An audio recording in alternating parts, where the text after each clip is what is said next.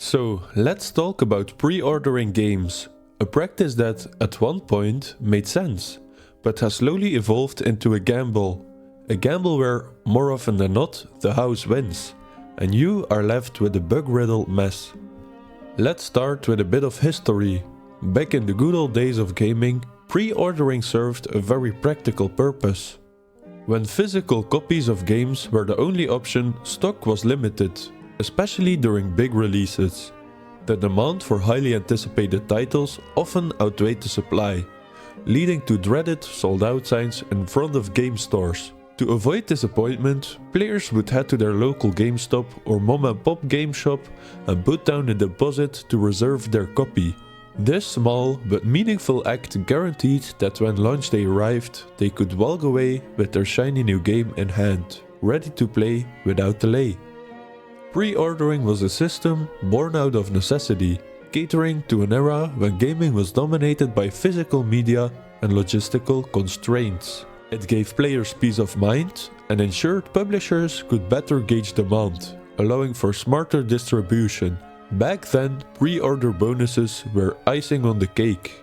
Often simple extras like collectible posters or a small figurine, making the whole process feel worthwhile and rewarding. Fast forward to today and the gaming landscape has transformed dramatically. Most games are now distributed digitally, accessible with a few clicks and without the fear of running out of stock. In a world where digital downloads dominate and physical scarcity is a thing of the past, the original purpose of pre-ordering no longer applies. Yet, it still exists and thrives. But why? Well, publishers have discovered that pre-ordering is a lucrative business strategy. By convincing players to pay upfront for a game, sometimes months or even years before its release, they lock in revenue well before delivering the final product. It's essentially a guarantee of profit regardless of the game's quality, reception or state at launch. So, to put it in perspective, imagine walking into a restaurant, paying full price for your meal in advance, only to be told later that your dish might not be fully cooked, or worse, that the chef hasn't finished perfecting the recipe. That's what pre-ordering a game often feels like right now. You're handing over your money for a product you haven't seen, played or reviewed yet, placing your trust in marketing hype and developer promises. And unfortunately, this system has led to some notorious disasters, from games launching with game-breaking bugs to overhyped titles failing to deliver on promised features. The risk of pre-ordering has never been clearer, and yet, the allure of exclusive skins, early access or limited edition content keeps players coming back, perpetuating a cycle that benefits publishers more than the gamers. In a time where demos, reviews and early impressions are readily available to everyone, pre-ordering has become less about convenience and more about fear of missing out. It's worth asking yourself, is the promise of a bonus item or slight head start worth the gamble on an unfinished product? The gaming community has started to push back against this trend, but the pull of pre-order culture remains strong, rooted in its nostalgic origins yet wrapped by modern commercial practices. Pre-ordering, once a symbol of trust between gamers and developers, has evolved into a practice that often exploits that very trust. It's a relic of a bygone era, repurposed for maximum profit, and it's up to the player to decide if it still deserves a place in the gaming world. Let's be honest, the hype surrounding a new game can be intoxicating. Developers drop a cinematic trailer that makes your jaw hit the floor. It's all explosions, dramatic music, and cool characters with mysterious backstories. But here's the catch. Those trailers, 9 times out of 10, they're not actual gameplay. You're not pre-ordering based on how the game plays. You're pre-ordering based on how well edited this piece of marketing is. And then boom, the game releases and it's nothing like the trailer. Maybe the graphics are downgraded, the gameplay feels clunky, or, and this happens a lot, it's riddled with bugs. Remember Cyberpunk? This game had Keanu Reeves telling us we're breathtaking. Turns out, What wasn't breathtaking was how it performed on release. Glitches, crashes, and a broken promise. If you pre-ordered, you were essentially paying to be a beta tester. Essentially, you're buying into a promise. Developers promise that the game will be amazing, polished, and worth every penny. But when that promise isn't kept, you're stuck. Refunds can be tricky, especially if you pre-order digitally. It's like getting socks for Christmas after being told that you're getting a PS5.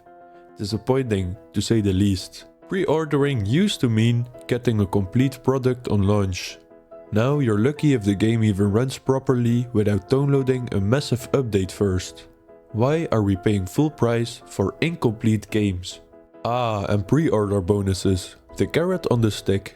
Publishers dangle exclusive skins, weapons, or early access to entice you. But let's be real. Are these bonuses ever that great? Sure, an extra costume for your character might be cool. But is it worth locking in your money months before launch? Plus, a lot of these exclusive bonuses end up being sold as DLC later anyway, so you're not really missing out if you're waiting. The funniest part is, sometimes these bonuses end up backfiring, like getting an OP weapon early on that breaks the game's balance. Congrats, you just paid extra to make the game less fun. One of the best arguments against pre-ordering is the simple act of waiting. When you wait, you get to see real reviews, gameplay footage, and even price drops.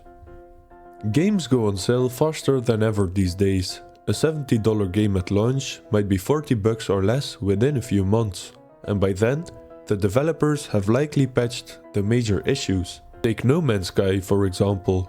It launched with sky-high expectations, literally, and delivered a barren, underwhelming experience. But over time, the developers turned this game around, and now it's fantastic. If you waited, you got to experience the polished version without the initial frustration. The fear of missing out trap is real, especially in gaming. The internet is buzzing, your friends are all playing, and you feel like you're on the outside looking in. But here's the thing. The game isn't going anywhere. Whether you play it on launch day or 6 months later, it's still the same game. And honestly, by waiting, you might even enjoy it more, because you're not battling through launch day server crashes or game-breaking bugs. Now, some people argue that pre-ordering supports developers, and while that's true to an extent, it's worth noting that most of the money goes to the publishers, not the developers themselves. If you want to support developers, consider buying the game after launch when you know it's worth your money. That way, you're voting with your wallet for quality, not promises. So at the end of the day, pre-ordering games is a choice, but it's one that deserves some serious thought. The gaming industry has changed, and so has the way games are made and sold. By not pre-ordering, you're protecting your wallet, reducing stress, and sending a message to publishers that we, as gamers, won't settle for broken promises. So, next time you're tempted to hit that pre-order button, just ask yourself, do I want to be part of the hype train? Or do I want to make sure the game is worth it first?